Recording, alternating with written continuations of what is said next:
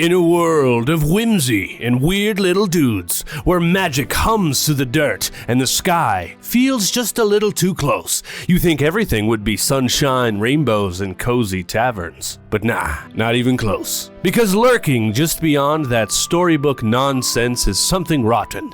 A gloom king, tightening his grip. Corporations. Yeah, actual evil corporations. Strip mining the land, sucking it dry like it owes them money. The world of Eam, it's cracking, and not in a cute way. But right in the middle of all that chaos, there's Fizz. A jittery, shiny obsessed inventor with a brain that moves faster than it probably should. A dude who built something he definitely shouldn't have. And yeah, it kinda wrecked his hometown. Now he's out here, exiled, desperate, and chasing the idea of one perfect invention that might fix everything. Or blow it up even worse. So grab your tools. Keep your fingers away from anything that's far too sparking or sputtering. Because today we begin our solo campaign adventure into the land of Eam. Let's break it down, everybody. Well, hi, hello, friends. My name is Turk, and welcome back to the Grouch Couch. Around here, we do all different kinds of solo TTRPG things, but that's right, today, we're beginning our adventure into the land of Eam. This is a very exciting thing, and I'm very excited to delve into this. I will say, we did do a pseudo Session 0 video that you will be able to check down in the description or in the same playlist, talking a little bit about the character and how we plan to approach a lot of this stuff. Of course, though, we will be going into more detail about our character, and I will always be teaching as I play. So you might be able to pick up Land of Eam and solo it yourself, hopefully by the end of this here campaign. I will also hopefully be developing some tools that you might be able to get and print out and use for yourself. Of course, I will mention them wherever I need to over the course of this here campaign. And once I have links for those things, they will be in the places. Now, I also must shout out my friends at Exalted Funeral, because they did actually send me this here Land of Eam box set for the purposes of making some video content on it. And I just want to say thank you so much, Exalted Funeral. There will be a link to Exalted Funeral down in the description. And of course, if you want to pick up any Land of Eam shenanigans or anything else I mentioned in this video, there will be drive-thru RPG links, and by using those links in the description to pick things up, it will also help support the show. So thank you so much for doing that. Oh boy, I'm really excited for today's episode. Yes, I am. But before we get into it, you already know I gotta shout out our channel members and Ko-Fi supporters. Look, you guys supporting the show, keeping us authentic and awesome. Thank you so much for supporting the show. It really does mean the world to me. Thank you, thank you. I like my solo RPG campaigns to be as collaborative storytelling as much as possible with you guys. So while I'm playing, if I usually come up with lots of questions and stuff like that, things that I feel like are big open-ended questions or little details like that, I might ask you guys. At which point, if you have an idea for something, you could absolutely leave it down in the comments, and I always do my best to include comment ideas and suggestions and other kinds of stuff wherever they may fit in my story. So if you have something fun in mind or something interesting, please do make sure to leave it down there below. This campaign is going to be a campaign of discovery. We're going to be discovering a lot that our friends at Rickety Stitch, who made this here lovely book, we're going to be discovering their world, all right, and going through it. So we can get in some good questions as we play still, all right? And yes, usually in my campaigns, I do a lot of creation myself, right? I come up with stuff on the fly. It helps me flow really well, right? I'm just like coming up with stuff and rolling on roll charts and imagining things. But this is going to be a little bit different than that because we are straight up going to be doing discovery. So this is going to be a little bit of a challenge for myself to try my best to stick into the lore of the Land of Eam. But we may come up with our own lore and change things as we need to fit our character and our storyline. But just know, I'm going to do my best. I'm actually still learning, and I'm trying to study this world lore as best that I can, because these guys did come up with something really, really cool, and I think it deserves exploring. Now, as stated in my last Session 0 video, I did actually print out our solo oracle here. Hopefully, I have a place for it where you can get it if you want to use it. I think I am going to share it in the Land of Eam Discord itself, and I'll share it in my Discord, and if you want it, just hop in our Discord, let me know what's up, and I'll get it over to you. All right, but the Land of Eam Discord community actually is wonderful, and they're all developing stuff and creating really cool stuff. I seen a different solo oracle. Someone took a completely different approach than I did, and it actually did look pretty fun. So there are a lot of these out there. And we'll also be using the Muklands Book of Random Encounters. This basically takes I think it's a D10 in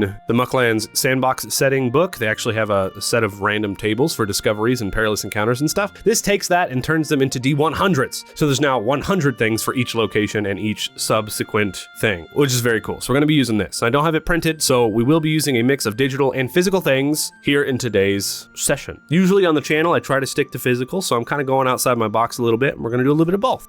I also did decide that we will not be using a physical map as much as I love this awesome physical fold-out hard map that the guys have developed, and I'm gonna put it up somewhere on my wall probably, but my table's a little bit thin and it is a little bit cumbersome, so we are just gonna be using a digital map today as we move across it, because this is, again, going to be a little bit of a hex crawl, and it's going to be a game of discovery. So if you can see here, we've got Fizz right here and his robot companion Z1GG, which we're going to talk a little bit more about, but we're going to be starting here in River County, right on the edge. I kind of just rolled randomly on the map, and this is what we picked with, but I think it works out because I think Fizz's first goal is going to be to get to Junktown, but we're going to talk more about that in a little bit, right? Anything else I need to cover? Yes, actually, this here beautiful art of Fizz the Inventor and his robot companion Z1GG was actually done by my awesome artist Abstracto, and he took the Fizz's original design and turned it a little bit into a Land of Eam style, and they did a wonderful job on this. So I just want to shout them out. If you want to commission them, there will be a link to them down in the description. All right, they do character art and thumbnail art and all other kinds of stuff, and they've worked with loads of YouTubers and comic book developers and TTRPG developers and stuff like that, so you know that they're big time trustworthy and their prices are awesome. But I also should say, he didn't ask me to shout him out either. I just love doing it because he's great, but he did mention to me that he is down to do a character artwork giveaway, all right, at the end of this here campaign. So make sure you join our Discord, because Abstracto is going to be giving away a free piece of artwork of your character, all right, in the Discord. He's going to do it for you, all right? So if you got a Land of Meme character in mind that you want to get done, maybe they got to do it.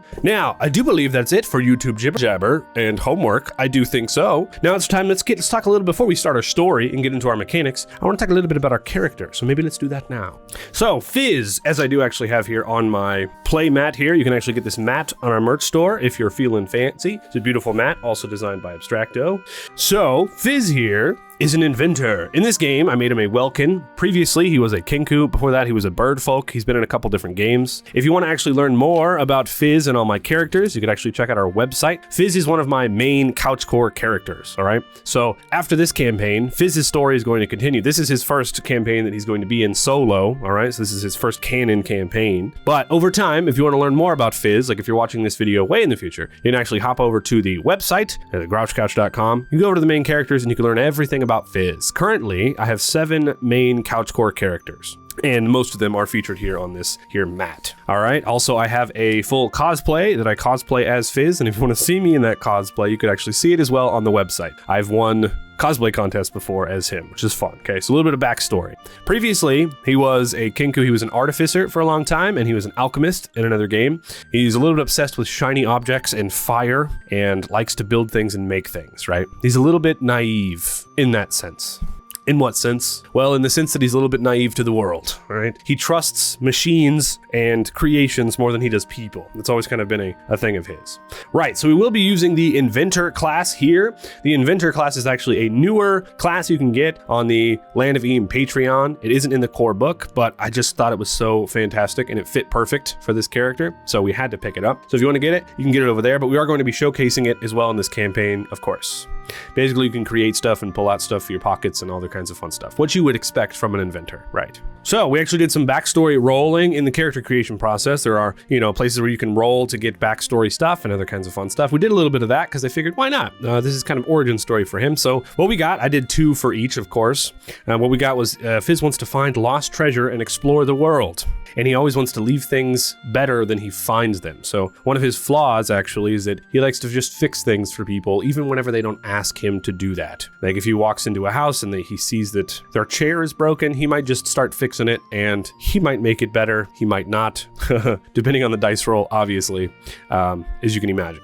So his backstory, we talked about it a little bit in the intro, but he made an invention. You see, in this world, the Welkin are actually from a far northern part of the map, all right? And it's where he's from, and he made an invention in this town. Since he's a Welkin, I have actually come to the idea to call this the Spark Engine. This is his original invention, and I actually want to write it down because I figured it out earlier today. The Sky Spark Engine. See, I already almost forgot. In this world, the corporations are trying to generate more power, and they're trying to generate electricity and make these spark robots, these spark and sputter robots, to basically make everything more efficient. But in the process, they're kind of ruining the world. And so Fizz, being that he was from this area, thought that maybe he could make an invention that wouldn't harm everything in the world, right? And so he created this engine as a young bird Welkin. I imagine him at this point, he was like a teenager. He wanted to be able to generate infinite energy, to be able to power his entire town, so they wouldn't have to deal with the corporations anymore, to replace the windmills and replace everything that was just ruining this part of the world. But when he finally decided to turn it on, it overloaded. In my imagination, this Sky Spark engine was going to take static electricity from the clouds, take it from lightning, and it was going to hold it inside and then redistribute it, right? But something went wrong, and it overloaded, and it caused a massive lightning storm that just fried all different kinds of wooden structures way up there in the hills and in the trees, way up in this Welkin civilization, and it just set parts of the town on fire, these lightning storms just striking into the ground, even knocked parts of the settlements out of the sky, And I think that this place where he's from still suffers from lightning storms, to this day. And they've tried to figure out how to adapt and try to figure out how to, deal with it. But the main issue with these lightning storms is that there were spark and sputter robots that had been created for things, and they were defective out in this land. And the over excess of energy coming from the lightning has brought all these robots back to life, and some of them not in good ways. And they have been attacking their village. So not only are there lightning storms, but these robots are just rising from the earth and just attacking and fighting and just ruining this whole Welkin village, right? So he was exiled. I think it's been a few years since his exile. And Fizz the Kinku stumbled upon an idea that someone mentioned to him as he was traveling across these lands. Someone mentioned schematics to him that were from the ancient times, which, again, I want to do my best to stay into the lore of this world. The Shrim. During the Shrim technological revolution, there was a fear of sense of survival that sparked a defiant push for innovation. And over time, the Shrim achieved incredible feats of engineering, inventing, and mechanical devices of sputter and spark that vastly improved their quality of life. And during this time, they invented some schematics, but they didn't have the know-how or the ability to be able to put this thing together. But for now, it doesn't have a name, right? It's just this idea of this thing. And I want to call it the Magnificent Thing, because it kind of sits in this awkward whimsy of the land of Eam. So it's just, the people just call it the Magnificent Thing, the schematics for the Magnificent Thing. And there's rumors of it that say that this Magnificent Thing could stabilize chaotic magic, like magical lightning storms. And it could control unstable creations. The original use for it was probably to control unstable sputter and spark robots. My original idea was to call it the Architect's Core, so it was like a core that he would put into his machine. But since this is going to be a campaign of discovery, for now we're just going to call it the Magnificent Thing. Now Fizz believes that he can find the schematics for this thing. He might be able to put it together, and it might be able to save his hometown, right? Be able to get him back in so he can help his people, the Welkin. And this just happened recently, so that's where our story is going to begin. Fizz has just been surviving on the road, inventing things here and there, trying to stay sane, talking to his robot, Z1GG, and he got wind of this creation, and now he must find it. Now he has a goal in his life, and that's where our story is going to pick up. Cool, so personal quest, recover the lost schematics, and finally finish its construction. We also should talk about Z1GG a little bit, or Ziggy is what we're going to call him over the course of this. Ziggy, he built him for a dangerous adventure he went on back when he was still in his hometown. It was one of his first inventions, I believe, when he was younger. One of the first inventions that actually worked anyway. And Z1GG is an informational bot. He's like a protocol and communications droid. And so Z1GG is actually going to be able to feed us information like as if we're metagaming, because a lot of times when we roll in this system, we're going to get a little bit more information than we should have, right? When we're just reading through it, because we're a solo player. And we're actually going to mark that off as Z1GG is saying all this stuff to us. So I might do it in like a robot character voice whenever we're reading out descriptions of places, and we're going to pretend that Ziggy's actually saying these things to Fizz. But Z1GG really isn't much for charisma. I think that he still calls Fizz the Inventor, instead of Fizz, he just Inventor. We have an issue, right? He doesn't actually even understand names or anything yet. He's a little bit daft in a way, but it's Fizz's only friend as it stands now. And I do have a little placeholder character sheet for Ziggy. I might make a full one. I still haven't decided yet. But this is the Sputter Person. It's an extra species you can play. They released a whole bunch of species stats that you can play as on their Patreon, and that's what this is. And we're going to be using this a little bit if we want to make any roles for Ziggy, but Ziggy's kind of just going to be on the sidelines unless we absolutely need him to help with something. But these are the stats we're going to kind of use. In Fizz's abilities, he actually gets a Sputter and Spark person, a Sputter Person, and it comes with the Inventor abilities. So you can see right here, it might be a little small for you guys, but a bot with a personality programmed to assist with diplomacy and knowledge. Each session, I can re-roll a realms, lore, or social check. Once every session, I can communicate fluently with any creature. Let's talk a little bit more about abilities. We actually have Jury Rig, so we can basically create anything from anything, as long as we have the time, and we can make makeshift items. And these makeshift items can go into our recipes list, which I'm going to do my best to write down. We also have a utility belt, so every session we can just roll a d12, and if we get a 6+, we get a random mundane item that we just happen to have with us that we have collected along our adventure. Because Fizz, I'm gonna phrase it that way because Fizz loves shiny stuff. And one of his other flaws is that if something is shiny, he kind of likes to just take it, right? He's a little bit of a kleptomaniac. He doesn't understand that other people have ownership of items. He just thinks items are just junk. It's just everywhere, right? And so he's kind of a little bit of a thief, but I think in his adulthood, it's something he's trying to work on, right? We also have a portable workshop, and we have power tools. And Sputter and Spark, we are versed in the science of Sputter and Spark. Once every session, we can craft an item with up to 2 mechanical and or electrical functions, like steampunk technology. Each function will cost +5 materials and can be added to both our recipe lists. And we follow the crafting rules in the core rulebook to do so. Now, if you're going to solo this yourself, I want to let you know, having a sidekick, having a companion in this world is perfect. There's a couple other classes in here, like the Dungeoneer, I think is great for that. Or you could just make a second character that's a loyal chum that will help you, right? So just think about doing that. The Inventor comes with this Sputter Person, which I think is perfect. And I think even if you're playing, you could push the fiction a little bit. You can make your underling, I think is what it's called in the Dungeoneer, a little bit more than an underling if you want to, or you could just straight up make 2 whole characters. All right, that's totally up to you. That's my suggestion. Now, that was all about our character and our backstory and the quest that our character is on for all you guys that are interested. Remember, if you want to learn more about Fizz, check out the website. Heck yeah. Now, and I kind of want to develop out Ziggy a little bit more because I like this robot a lot, but we'll see. Now, how are we going to do this solo-wise? The world, right? The world that we're talking about. As I said a little bit at the top, this is going to be a game of discovery, okay? There is a travel mechanic in this game where every time you move a different hex, you make a travel check. All right, there are a couple different travel checks you can make every day. I think it's 4, 2 during the day and 2 at night. 2 has disadvantages at nighttime, has disadvantages to it. But we're going to make travel checks and we're going to do discovery for each one of those things. Now, when we come to a town, we're going to do our best to let Ziggy lead us a little bit, and we're going to try to form the town into a little bit of a roll chart the best that we can to see what we might run into first. And we're going to use, because there are separate town maps for like main locations, all right? We're going to be rolling on random charts every single time when we do our travel checks. There are multiple different charts we can roll on, and then we're going to improv and react to these things that we have stumbled upon, all right?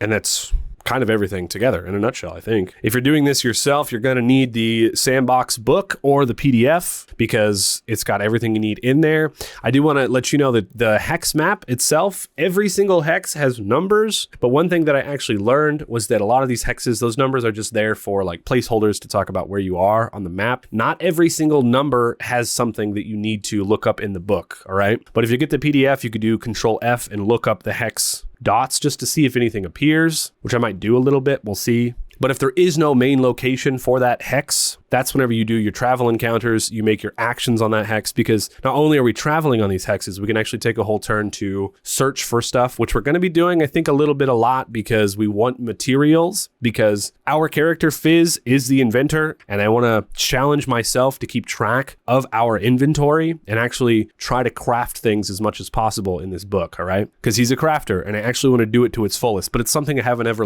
been good at, and so I actually kind of want to challenge myself to track inventory and and do crafting well. We'll see. The other thing you're going to need is that random book of encounters. You can get it on drive-thru. I will link it down in the description. There is no physical book of it, but of course you can print it yourself. I'm currently out of printer ink, so I didn't print it. That's why we're doing digital. There's also a bestiary that could help you a lot. Whenever you roll on an encounter of a hex and you get like a perilous encounter or something, the beast is going to be in yellow text, at which point we're going to look it up in the bestiary and learn more about it, all right?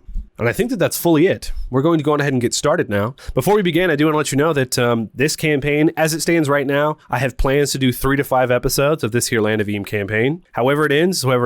And Fizz's story will not stop, though, if you really enjoy the story. Fizz's campaign will pick up with a different TTRPG once we return to it, all right? But I also want to say that if I really, really enjoy this game loop, I might do a full 10. It just kind of depends on how much fun I'm having and how many likes you guys leave, all right? So make sure to leave a like here on this video, and if we get enough love on this bad boy, we'll do way more, all right? Heck yeah. All right, so our story is going to begin. And this goes without saying, but I took my, it's hot in here, all right? So I took my sweater off. If you have a way that you like to solo this game, please feel free to share your knowledge and your fun down there in the comments below. And if anybody watching is looking for some extra tips and stuff, make sure to check the comment section. Could be some fun stuff down there, all right? This is just the way that I plan to do it, but I am hoping that by the end of this here little campaign, I may be able to develop an actual game loop for this that you might be able to follow and be able to use. And once I develop that, I'll link it everywhere, all right? So here we are on 3.4.9. This is the hex that we're beginning on right here. I wanted to start in a more northern part of the map because that's where I imagined that Fizz might be, being that his hometown, the Welkin, all that stuff is way up in the north. Now on 3.4.9, there is no connecting location or fun bit about it. It's just kind of where I wanted to start. And up here somewhere, I rolled a dice in the north and this is where it landed. So this is where we're starting. As we begin our day, I want to paint out the scene a little bit. So, in the morning of Eam, I'm imagining the sun.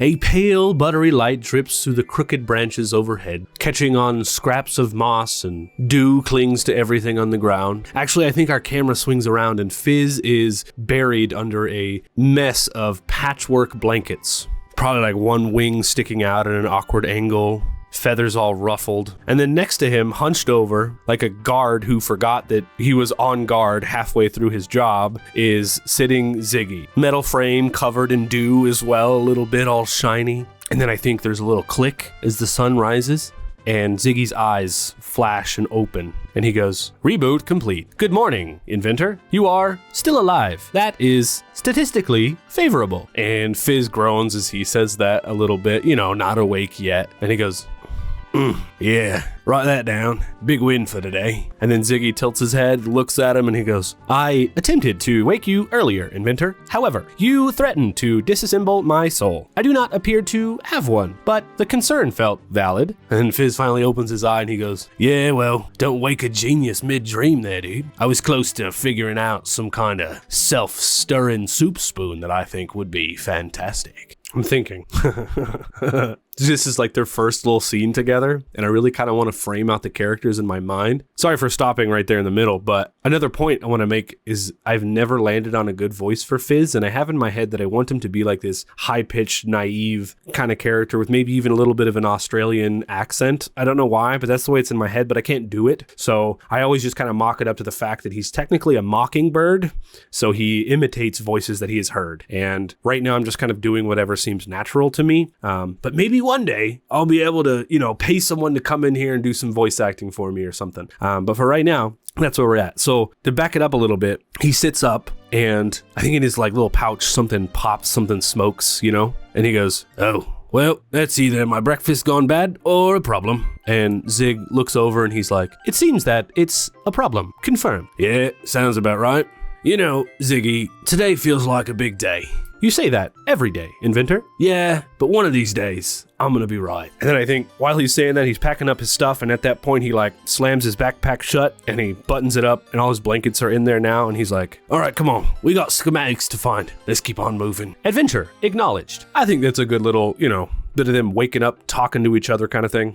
gets a good aspect of them. One of the first things we're gonna do, actually, before we head off, I wanna know what may be random. I really wanna roll on a roll chart. I'm itching to do it. And so every day on his utility belt, he could pull out a random mundane item. And so I think while he's packing up all of his stuff, he finds something that he had with him that maybe he forgot about, is the way that we're gonna frame this a little bit. And all we have to do is roll a D12, and on a 6+, we get a random mundane item. So we're gonna go on ahead and roll over here into our Land of Eam little box roller here. A lot of times you guys know I have this dice box built into my desk whenever I built this desk, but rolling in this Land of Eam box just, I don't know, felt a little bit more fun. So we're actually gonna do that. D12, that's a 10. So we absolutely get a random mundane item. At this point, we're gonna hop over to the mundane items list. Here we are, mundane items, and we're gonna roll a D100. Do we have 2D10s?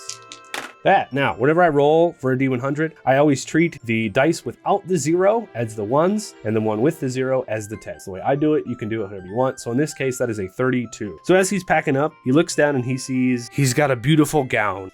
And he's like, well, I don't know when I picked this up, but throw it in there. Might make good for blankets later. We're writing it down. Confirm. Beautiful gown would work well as a blanket.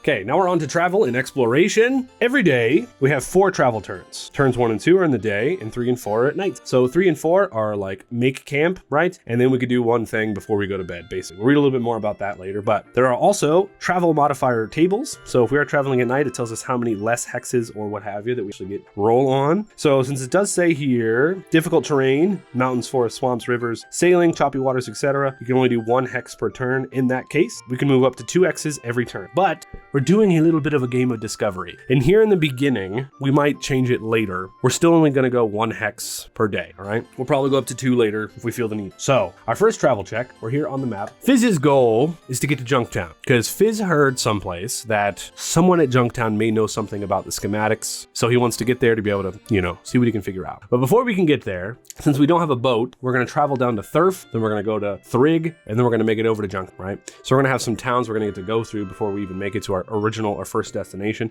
Also, I just think Junktown is perfect for Fizz because he loves shiny objects and creating stuff and making crap out of nothing. And so it's like a perfect location for him to want to get. So we're actually just going to go from here. We're going to travel right over here to 3310, which is going to bring us to our first realms check. One thing I did notice is that they call them travel checks here, but then they have realms check here. And I think the reason that they called it realms was because on our character sheet, we have a realms stat. But in other places of the book, it says add this bonus to your travel check or minus this bonus from your travel check, but it means realms check. So just so you know, a little bit of a back and forth there. It does make complete sense, but I did get confused by it a little bit at one point, but we're good now. So we're gonna make our very first travel check. And I do have this cool D12. It's a liquid core D12. It's got this eyeball in it. I think it's very cool. As it stands right now, it's my favorite D12. D12s are my favorite dice out of all of them. I don't know why. I just like the way they're shaped. They're really cool. And so whenever a game features a D12, I get really happy. So that's that. Now, our realms is +2, but we can re-roll a realms check once per session if we want to, because we have Ziggy with us. So we begin our travel and we're walking, boots in the sand. The sun is beginning to rise. The birds are chirping and chirping. And I think that in a whimsical way, I think some of the birds are singing songs, but I think Fizz can understand bird language. And so Ziggy just gets the birds are just chirping away, right? Like singing a song, but Fizz understands the words to the song that the birds are chirping. And I actually want to ask a yes or no question before we even make our travel check. This is funny. So we have our solo oracle over here. I'm going to call it 50-50. So we're not going to add any bonuses to this, but we're just going to roll a D12. And I want to know, is the song the birds chirping, is it insulting to Fizz and Ziggy? Is it insulting? That's a 3, which means no. It's not insulting to them, but it's probably insulting to someone else. So maybe the only other real character we have developed so far that we know of is the Gloom King. So maybe the birds are chirping and they're singing this song about how the Gloom King is an asshole. They're like, he should die today. Everybody, let's kill the Gloom King. He should die today. Just singing in this happy-go-lucky chant about murdering someone. I think that's hilarious. And Ziggy's like, oi, these birds over here, they really got it out for that Gloom King, don't they? Come on, shut it up there, birds. Now we're gonna make our travel and exploration our realms check. Cool, and we have a +2. That is a 2. Oh man, 2 plus 2 is 4. Should we re-roll it, or do we want to run into a dangerous encounter right away? Our first travel check, dangerous. Oh, you know what? I think let's do the dangerous encounter. One of Fizz's things is that he likes to solve all conflict by creating stuff and making stuff. So this might be a fun opportunity to try to do that. A little bit of a challenge for us. So let's not re-roll it. Let's go with this dangerous encounter. I am realizing now that if we have a +2 on our realms check, that means we're never going to run into a perilous encounter. So I think if we ever get a 1 on that check, I'm going to call it perilous no matter what, just so the option is there. But let's go over to our first digital resource. Hopping over to the Muklands Book of Random Encounters. That's right. We are in River County, and we're going to go to, not perilous, dangerous encounters, and we're going to roll 1d100. Rolled, and we got a 30. All right, 30 is, there's a grassy island up ahead covered with apple trees. Sir, ahead seems to be apples. Maybe a good time to eat. Yeah, right, that's not a bad idea. Suddenly, the lead PC gets clocked by an apple right between their eyes. Hey, what the crap was that, eh? Then a couple of pixies launch more apples at the player characters, shouting to leave them alone. And in my head, these pixies throw an apple right at Fizz's face, and like, oi, dickhead, fuck off, yeah? What do you mean? I'm just walking here. You better get on, friggin' out of here. We're gonna throw more apples at you. Let's go to our bestiary and look up Pixie.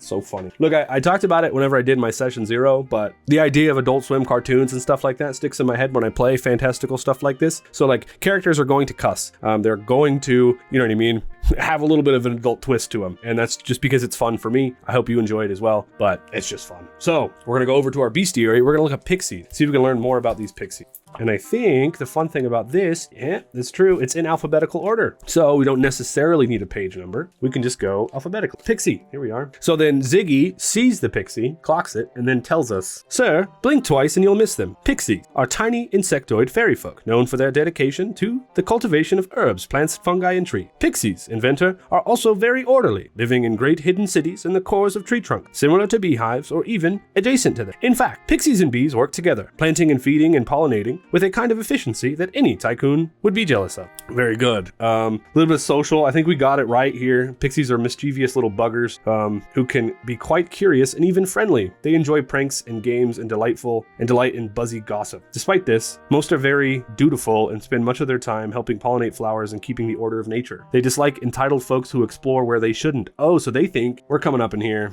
And careless travelers who trample flowers, pee in bushes, and litter the wilderness with trash.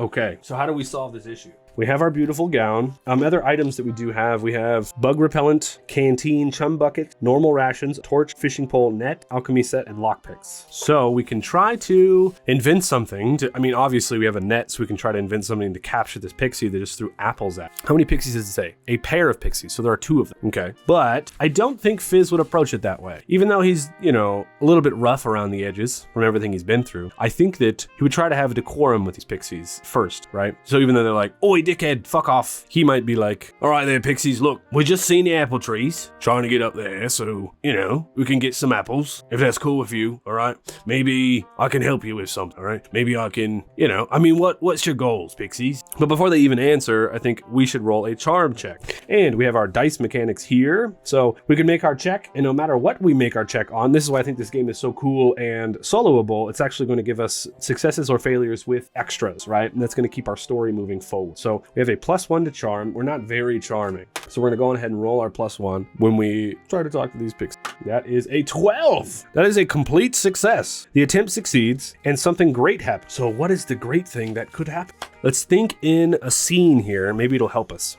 Maybe the 2 pixies fly down, they land on a branch like nearby us, right? A branch of one of the apple trees that were close by, because they obviously threw it at our head, right? And as Fizz bends down to pick up the apple that was just chucked at his head and look at it, I asked if these pixies had a problem that needed solving, right? So on an extreme yes, like extreme success, they're gonna reveal their problem to allow us to try and fix it. But what would be their problem? Now I think what we could do is we can actually go to the roll charts for some inspiration on this problem that maybe the pixies are currently having. So come back here to our random tables. Maybe we can get some names for the pixies real quick. Let's do that. Let's name these pixies. First one, 99. What in crap? Sonja. Oh, don't write on my inventory page. Everybody always have a scrap page and an inventory page, okay? Pixie 1, Sonja. Pixie 2 is 52. And you know what? I'm realizing now that maybe we will come across some NPC names. So if you guys have names for NPCs you want me to include in the story, leave them in the comments because I'm rolling on them right now, which means that we could use a new NPC name chart that I can take all your guys' names from the comment section and I can use them in the story. So leave a name of an NPC. Obviously don't make it species specific, but anything you want. So Sonja and Guidi, what is their problem? So we could roll on the river and lakes aspect and maybe use that aspect. We could also roll on curses. Maybe there's a curse happening with the pixies. Let's roll on river and lake aspects. And this is just a d20 roll. That's an 18. Fallen logs or a beehive. That's perfect. That's perfect for us. So there's a beehive. So I searched the bestiary for a bee. There is no bees in there. That's okay. But I did add on our little scene here. We've got our two pixies, and this is Sonja and Guedi. And so they're being plagued by a beehive, which is fun. That in the description it was talking about how they literally bond with bees and they'll do things with bees, right? So it's super fun. So what if one of them's like, well, I gotta tell ya, we're trying to get over to our trees, you see? Because we come over here and we pollinate all these trees all the time, me and Guedi over here. But it seems a beehive has moved in. And I'll tell you what, if you can help us solve our problem there, bird and robot, then maybe we'll gift you with some of our pixie dust. And you can go and get as many apples as you like. It's not too many, but you can get a couple. And Fizz, in that moment, he's like, being plagued with a bee issue, huh? I'll invent you something. All right then, go on ahead. And Fizz looks over at Z1GG and he's like, understood, sir. And Z1GG whips out our forge crafting table. And off of his back, Fizz sets down his little backpack right here in the middle of this road and begins crafting. And we're going to follow the rules for craft, buddy. We're going to make a makeshift item because once per day we can do this. I'm trying to use all of his abilities so I can kind of get the swing of things. None to do wonders with just a paper clip, a ball of yarn, and some chewing gum. Tinker check. Once every session, I can quickly craft, engineer, or repair something by sacrificing the items that I have on hand. I get a +1 to the check for each item over 2, so it has to be at least 2 items that we sacrifice. We have the beautiful gown, plus we have nets. We also have bug repellent, right? Bees are bugs, are they not? So, additionally, when we create a makeshift item, it only takes 20 minutes per item slot to create. It always lasts for the whole session, and it gains the superb trait, which we'll check about the superb trait in a second. But what can we craft with these 3 things, huh? So I have an idea, and I do want to use the gown, and we're going to use one of our nets, and we're going to use our bug repellent. So our net is done, our bug repellent is done, and we're going to use, just because we have it, the beautiful gown is also going to be got, right? So our inventory now, we're only at 8 of 20 after we craft this thing. But first, we need to make a tinker check. Now it says in here, every item we use above 2, we get a +1 to the check. Now our tinker check is already a +2. So that puts us at a +3 in total for our tinker check to make this thing. We're also using the forge and everything else and taking the full amount of time. I don't know if the forge gives you any extra bonuses. I don't really want to check right now. So we're just going to go with a +3 to this tinker check to make this item for these pixies to stop the bees, right? This is such a weird and funny, like, I can't believe in our first scene, our first real scene of Land of Eam, this is what we're doing, right? And if this doesn't say anything about this game, I don't know what will, okay? Anyways, here we go, rolling our D12.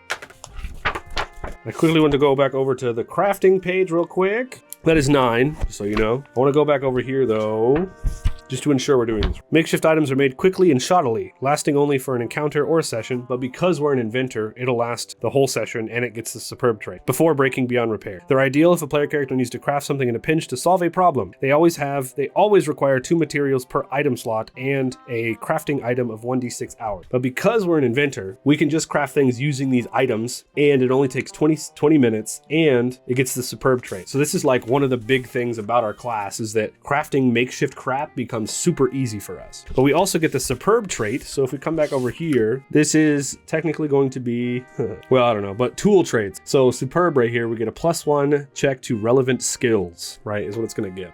So this is going to be, as he's like crafting away at this table, you know, he's taking out the net and he's got like his drill for no reason, you know what I mean? And he's got this little bottle of bug spray, and he reworks this once beautiful gown, completely remakes it into like this tiny little, because it's a big old gown, right? So he's actually going to rework it into little gowns for the pixies. And these little gowns are like puffed out, layered in netting, to stop the bees from stinging them, you know what I mean? So there's like netting that goes over their faces. And the bug repellent, he has separated it on these gowns. So there's a bunch of little jars of this bug repellent, and they're all sewn along the seams of these little dress, because I imagine for a person, you had one bottle of bug repellent, but for pixies, they could be a bunch of little itty bitty ones, right? And in my head at first, I was like, well, maybe he just sprays the bug repellent all over these gowns, which I think would also work. But just for a fun little idea, I think maybe the bug repellent is in little jars all along the seams. And whenever they activate these gowns, they slowly release gentle shimmering mists of bug repellent out of the dress. And we're going to call these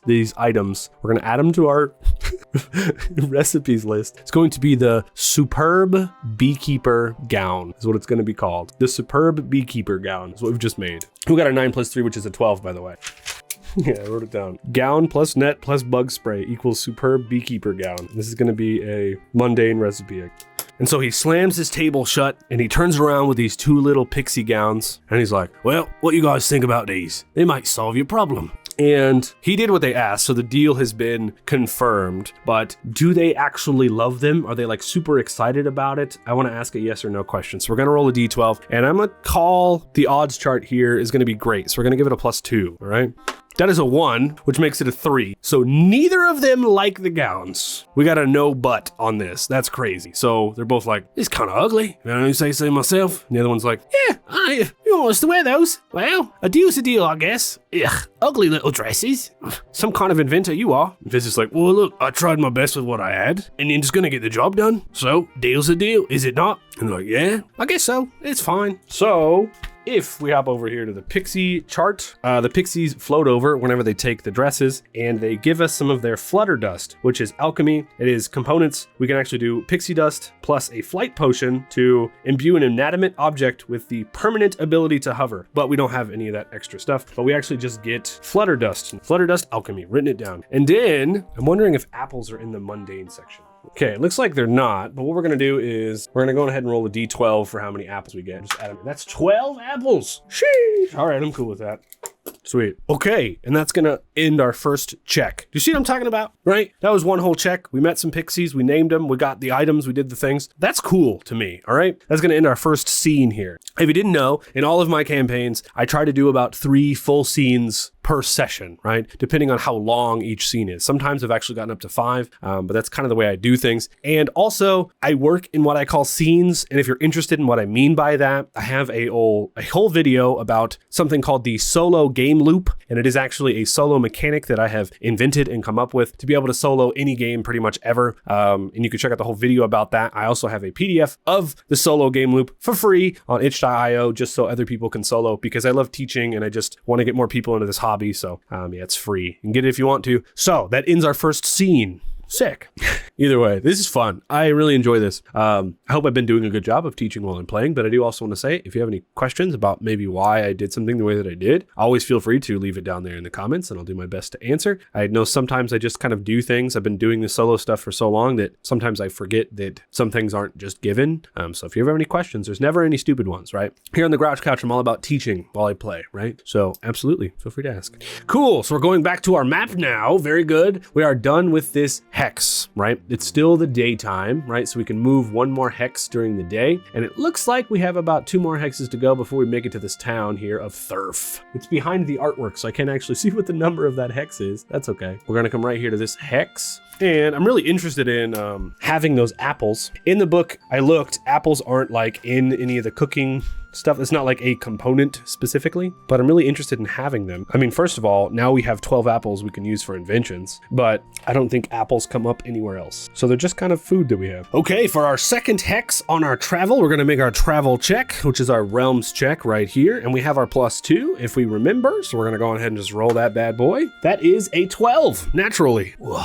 Which means we get a discovery. So we're gonna hop over here to our random encounters book. We're gonna go over to River County and we're gonna click on discoveries. Here we are. Now we're gonna roll our D100.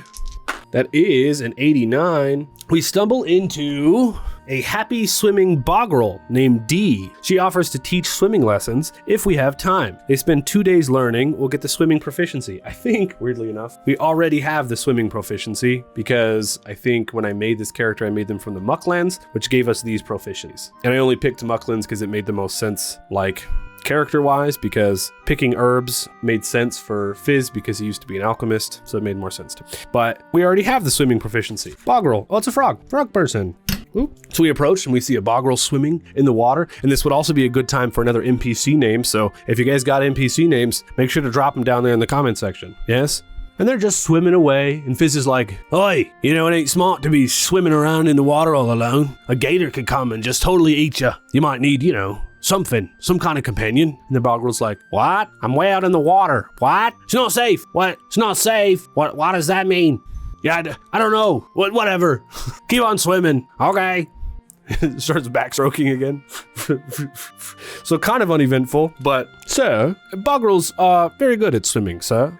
There's no need to, you know, worry about them. Right, yeah, I guess it's fine. Well, you know, always just looking out for folks. I might be able to make them some flippers if I had the right stuff. Currently, I've got, my inventory's empty, but if I could, I would right away make them some flippers, help them swim better. Yeah, problem's always worth solving if you can invent something cool. So, totally uneventful, which means we're actually going to now move right outside of Thurf. And I'm actually happy that was uneventful because the beginning of this video, we actually had to do the full explanation of what we're doing and everything else and all the other kinds of stuff. So it's hard to get a full set of scenes in on an episode 1. So that actually helps us out a little bit. But we're going to move to the next hex, which is the final hex before we go into Thurf, and we're actually going to make camp here outside of Thurf. And I'm wondering if in this situation, since we're making travel checks, I don't think we actually get to move a hex and then make camp because we'd have to make a travel check and then make camp. But if we're making the travel check, then technically it'd be the 3rd time, which means that we would get it at -1 because it's nighttime. So I think we actually have to make camp in that hex where we make that second discovery. That's actually where we have to do it. So in some situations, whenever you actually get to move 2 hexes during the daytime, I think that's why that makes a little bit more sense. So I'm actually going to move us back 1, and we're going to say that there's an entrance on this other side of Thurf as well, so we're going to get the same effect, but we're just going to be on a different part of the map, all right? So we're actually going to camp here, nearby where that bogrel was swimming, is where we're going to make camp. So we might actually run into them a little bit. We just got to keep that in mind when we make our camping checks. So we can do exploration, which we are going to do as our second thing, but our first thing needs to be camp. After a typical day of traveling 2 turns during daylight, each player character can now choose how to spend the following 2 turns when they make camp at night. So we are going to make camp, and I love this artwork so dang much. It's very cool. You just love to see it. So we light us up a fire right by the river, I'm assuming, where that bogrel was swimming, and Fizz is going to spend 1 turn finding components because we need components to be able to craft stuff. Each character goes off into the wilderness, usually to catch food. We have enough food. We've got apples, so we're fine with that. So, you know, we get to figure out what kind of searching roll we want to make here. Okay, we can gather materials like wood or stone, etc. We can hunt, we can fish, and we can pick herb. And I straight up want to get material because materials are going to help us craft stuff just in general, just having some of those. So we're going to make a 12 on a wilderness check. Now our wilderness is, what is it? Also +2. So we're going to roll our D12 here. Whoops, in the box, please. That is a 3 + 2 makes it a 5. We get no material. Dang. Hey, we haven't used our reroll yet. Do we get to do it on a wilderness? So I think now would be a good time. Realms, lore, or social. Dang, that's very sad. So we get nothing from our first gather materials check. Now we get to do 2 of these things. You can sleep for 1 turn. We can get a sufficient amount of sleep without food and sleep. Player characters don't heal courage. We don't necessarily need to heal courage. If a player character doesn't do one or the other, they don't gain courage when they wake. If a player character doesn't eat once a day, they suffer 1d for dread. If they don't sleep, they become tired, so we get a -1 to skill check. When we eat, it is assumed we're also drinking. When a player character takes a long sleep, it means they sleep for 2 travel turns. For each of the following, a player character gets +1 bonus to their healing, sleeping on a bedroll, eating a cooked meal, or spending 2 turns in a long sleep, which we cannot do either of those things, but it's really fun to see that in option. I don't want to get -1 for tired though, so I guess we're just gonna have to spend this next turn sleeping. Really sad on those materials. So sad on. Maybe we can get more though, so we'll be all right. And of course, Z1GG is gonna keep watch while we sleep. Could he search for materials? We could make him search for materials. I'm not gonna give him a bonus on it though. Go out there and search for materials, Z1GG. That's a 9. A 9 is 1d6 materials and a random elemental component from the region. Sick. It's very exciting. That is 2 materials and an elemental component from the region. Let's see here. This region is River County, elemental, 1d12. That is an 8. Iron-wold root. Okay, what's that? Iron-wold root. Surprisingly light and sturdy. Grayish yellow. Iron-wold root. So some kind of a root from a tree, I'm assuming. Cool. You can make a true aim potion or a Yoljak bow. You can also add the magnificent trait of accuracy. Cool. On my list, next to whatever I'm getting, I am writing down if it's an alchemy thing or if an alchemy and something else. So on this one, I put alchemy/craft, which will help me remember in the future because some components can be done for one thing or some for the other, right? So C1GG return and it's nighttime. Can we make it nighttime? This background's a little bit hard for these guys because of all the water, but yeah, whatever. Background's a little tough, a little too colorful to make nighttime, but I'll do. So Z1GG returns and he's like, the inventor, I know that you were unsuccessful in finding materials, but I have returned with 2. And he holds out 2 like logs and then this root. And he's like, also, I found something interesting. This is a ironbog root. May be good in your crafting. Well, look at you. You know, I may have had a bad time myself, but I can always rely on you, Ziggy. Well done, well done. Thank you, sir. It's not very often that you compliment me. I appreciate it. Well, of course, of course. When you do well, you get compliments, Zig. I knew I made you for a reason. Now, keep watch while I get some rest. Can do, sir. I think that's going to end our day. There's a part of me that wants to do something with the frog in the water. I wish I could roll on like a random event thing. I think at this point I could roll yes or no to see if they, walk up to us. We could do a little bit of dialogue. Maybe let's do that, right? Since we know that they're there and we know that they're in this hex, we could say, I think it's unlikely, so we can give it a -1, and we could roll yes or no. Does the Boggle walk over to say hi while we're camping? Actually, let's not do that. Instead, you could do that if you guys want to, but instead we actually need to make a check for the Wandering Intruders, which we get a -1 on because Ziggy is keeping watch, but Wandering Intruders are a thing. You can see over here in the book, when camping, there's a chance to encounter a Wandering Intruder. It'll stumbles upon the player characters in the wilderness or dungeon. This is called a Wandering Intruder chance. This normally occurs if the GM rolls a 1 on a 1d6. So that's what we're going to do. Then we roll on the Wandering Intruders table to determine what appeared. Then we roll on the reaction table to see how they react to finding it. The Wandering Intruder chance can be increased due to other circumstances, like if we're in a dangerous area, etc. Cool. So as it goes up, it goes up. We actually have a -1 on this though. So what is that? If we're rolling a d6, how does that? Let's re-roll this. Reduces the Wandering Intruder chance by 1. 2 play characters can take a shift. Hey. So if the chance were to increase to 3, a Wandering Intruder is encountered on a 3. So I guess since we're keeping watch, there's no additional things to increase our Wandering Intruder chance. So we'll just keep it at a 1, I guess. That's a 2. So there's no Wandering Intruder. But if there was one, we go over to 184 right here, and we would roll on that. And we have our reactions and our Wandering Intruders right. And then we could roll on the random NPCs, which is on the next page. This is formatted very good. I love it. So, Thurf.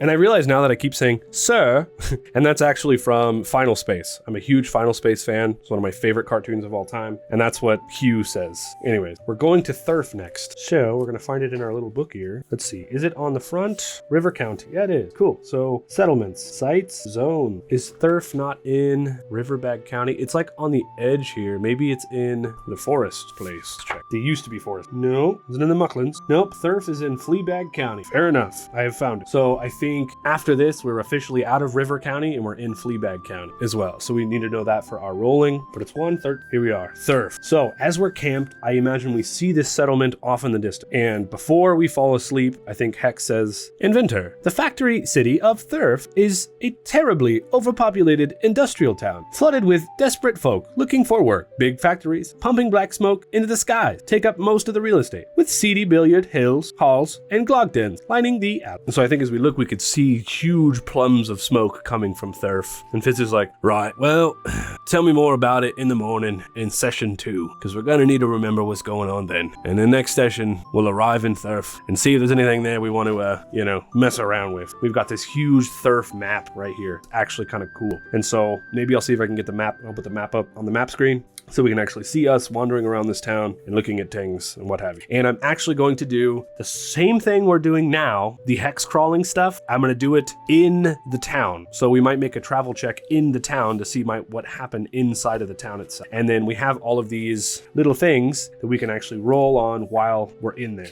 Kind of fun. Wow, there's a lot of pages here. Town Square, the Turf Tribune. It seems like an industrial clockwork town that I'm just all about. It sounds so much. Okay, my friends, that is where we're going to end our first episode of Land of Eam. We did a couple encounters, did a couple crawl throughs. I hope this helps and is going to help you in your Land of Eam playthrough. But if you're strapping in for for the story. Thank you so much. I really appreciate that. We're going to be developing out more about Fizz. I might do a different voice for him next week. We'll see, because he is a mockingbird after all. But I hope you did enjoy. If you have any extra ideas or anything else like that, please let me know down in the dang old comments below. I'm pretty excited, and this is going to be our every Friday for the next 4 to 5 weeks. So keep a lookout for it and subscribe so you don't miss another episode. And hey, once again, shout out to Exalted Funeral for sending this over. Remember, you can get Abstracto art commissioned for yourself if you want to, and join the Discord for any resources that I might be sharing. And if you want to get this for yourself, there will be a link in the description. My friends, take a seat on the couch and roll initiative, at least until you find yourself getting apples thrown at you by pixies yourself. Roll on that, weirdos, and I'll see you next time. Toodaloo! Yeah, this kind of works out too because I'm actually recording this the day before my birthday, and I have a lot of stuff I have to do to prep to make sure that my day is good tomorrow. So I actually want to be able to do that while there's still sunlight outside. Heck yeah. Cheers, everybody.